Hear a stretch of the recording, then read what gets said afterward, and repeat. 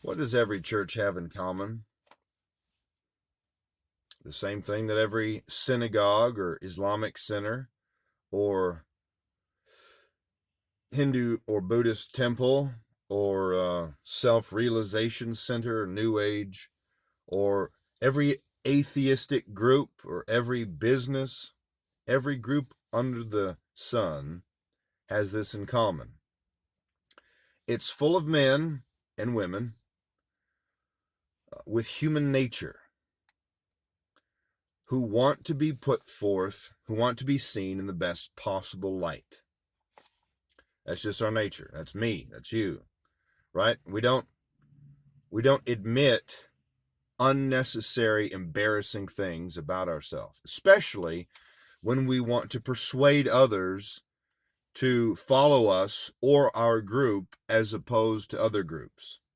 So, by way of a little research, I recommend looking at maybe 10 or however many you want church websites, right?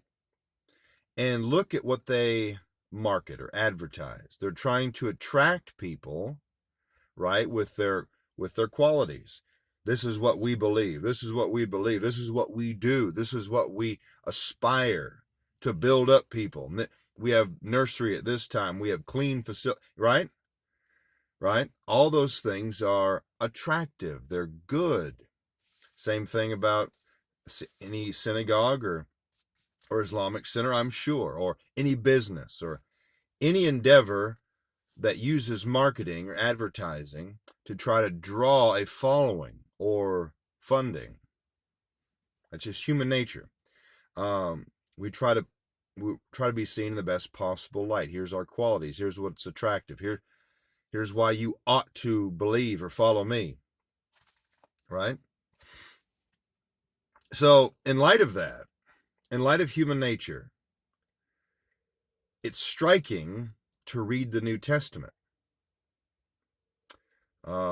Aside from there not being any appeals for love offerings for the ministers of the early church, you don't find any appeals for money. That's unlike religious television or marketing today. Aside from that, listen to a few things that I wrote down from the Gospels that are unnecessary. They didn't need to write it, just matter of fact, embarrassing things. And then I want you to ask yourself, why, if they're just trying to get a following, the writers, the apostles and their associates who wrote down the New Testament scriptures a couple decades after the fact, if they're writing this down simply to get a following, simply to get people to leave the Jewish synagogue, simply to leave the Roman pagan deities to follow, if they're just trying to get a following or get funding, right, or just persuade people, they would never unnecessarily admit all these embarrassing things. So I'm going to read some of them, and you ask yourself why. Are they making this up? Why would they admit this if they're making up the religion of Christianity? If they're just making up, if they're lying about the fact, if they're lying about having seen Jesus risen from the dead, if they're just making up Christianity, would they admit this? All right, let me read some. All right, in Matthew 8, Matthew writes down that their faith was not as great as others. Right, a Roman centurion had the best faith that Jesus saw. All right, same in chapter 8, they doubted that Jesus would protect them from a storm. In Matthew 9, they didn't fast like other religious people. In Matthew 10, they were not capable of adequately speaking for God. Matthew 11, they didn't have the worldly wisdom of others. They're called babes. They're there. Jesus called them babes as opposed to the worldly wise people. Matthew 14, they didn't think Jesus would feed a multitude, but he did. They cried out in fear, thinking Jesus was a spirit. Peter cried out in fear, thinking Jesus would let him drown. Matthew 15, they didn't wash their hands as much as others.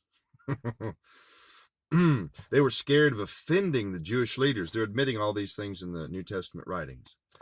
They lacked spiritual discernment. They didn't care about a woman of a different ethnic group. They had bad memories. They'd forgotten that Jesus just fed 5,000 men, not including women and children. And then there's another group, and they said, where can we get enough bread to feed them? All right, Matthew 16, they could not take credit for knowing who Jesus was.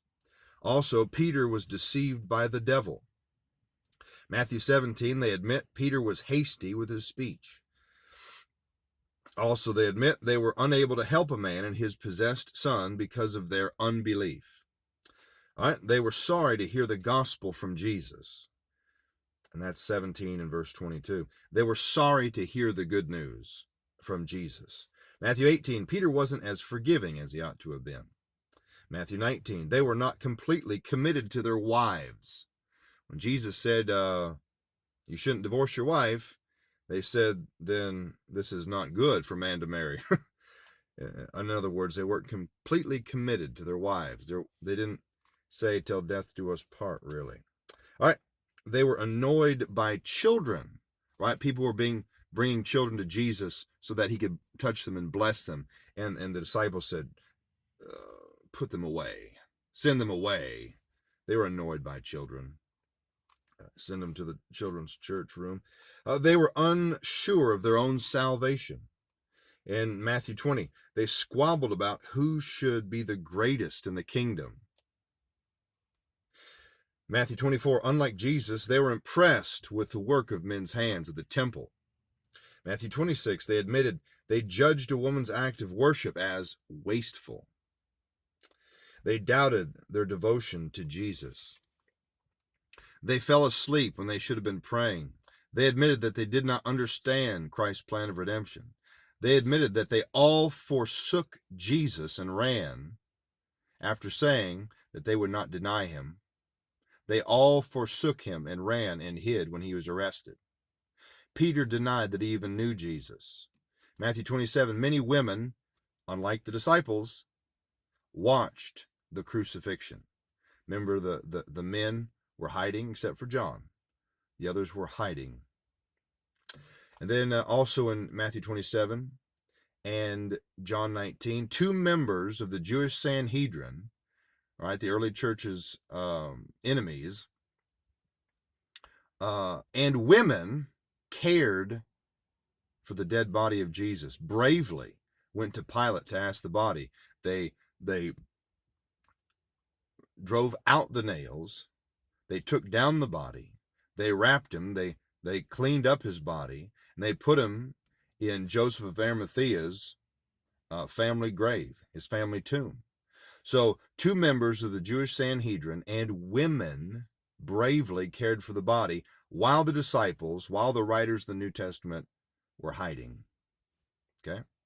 And then Matthew 28, we see women, not the 12, women discovered the empty tomb. Now you go to the book of Mark, there's a couple other new things I see.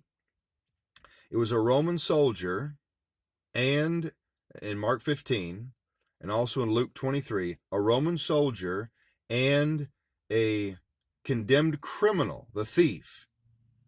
Those are the ones that proclaim truth at the crucifixion. The disciples are hiding. You know, the ones that wrote down the New Testament. They admit they're hiding, but it's a Roman soldier and a condemned criminal proclaiming the truth at the cross. Roman soldier said, truly this was the Son of God. And the condemned criminal said, Lord, looked at Jesus, said, Lord, remember me when thou comest into thy kingdom. All right, we'll go to the book of Luke. We see admission that Peter was a sinful man. Their master, in Luke 5, their master spent time with sinners, Luke 6. They were not as traditional as other Jews.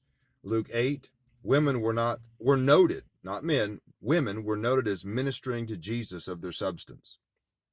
Luke 9, they had the wrong spirit about them. Luke 10, they took the credit that only Jesus deserved. Luke 11, they admit Jesus called them evil. Come to our church, we are evil. Luke 22, Luke 22. Peter didn't have the ability to keep the faith, right? Peter couldn't keep the faith. One of their leaders couldn't keep his own faith.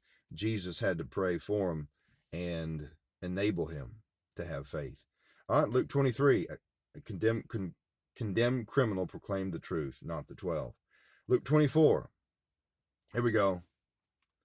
All right, they were terrified. Well, let's go back. Let's go to Luke 24. Peter, upon hearing that the tomb of Jesus was empty, the women were there first.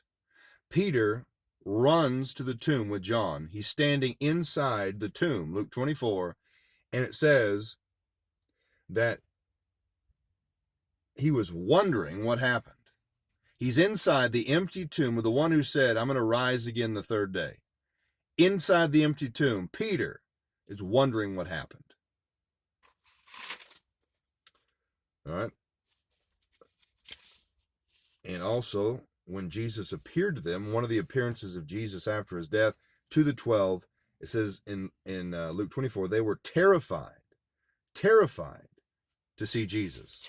After he said multiple times he's going to die and rise from the dead. They're terrified to see him. In John chapter 11, they didn't have the insight of Jesus' death that one of their enemies, the Jewish high priest, Caiaphas, had more insight on Christ's death than the disciples did.